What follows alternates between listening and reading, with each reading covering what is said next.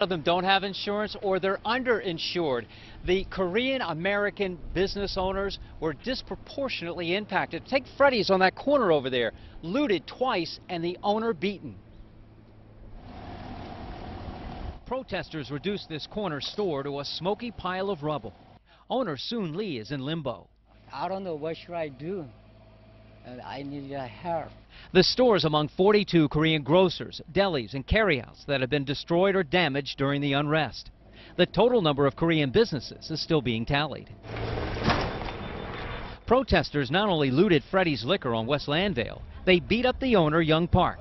He spoke through an interpreter. He noticed some men with masks on that were in his business. They assaulted him. The level of fear that he felt, he won't be able to explain it. Looters actually struck twice.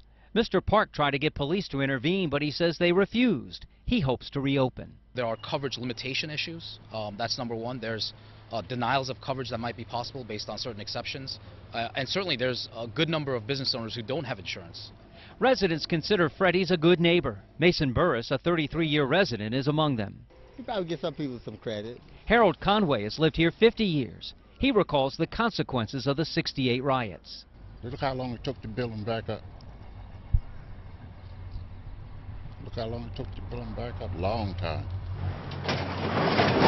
We saw the people coming down with rocks and stuff. John Bang owns Hopkins Beauty Supply. The Korean-owned business has been a fixture on Pennsylvania Avenue for 20 years. He says his customers gave him a heads up that trouble was coming. Some convinced protesters to leave his place alone. Mr. Bang applied lessons he learned from the LA riots. He barricaded himself with an arsenal of weapons. I have registered firearms, shotgun, AR-15 pistols. Mr. Bang says he even had an escape route if his strategy didn't work. If they try to enter the business, I would say, I'm armed, don't come in. And if they don't believe me or they get more aggressive, then I would give them a warning shot. Sadly, getting the money to reopen is not an immediate concern for Korean business owners. It seems that many business owners don't believe that this is the end of it. In fact, many believe that this is it's only going to get worse. So their main concern right now is bracing for whatever's going to come this weekend.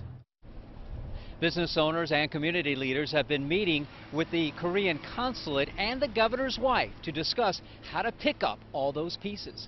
Reporting live from West Baltimore, David Collins, WBAL TV 11 News.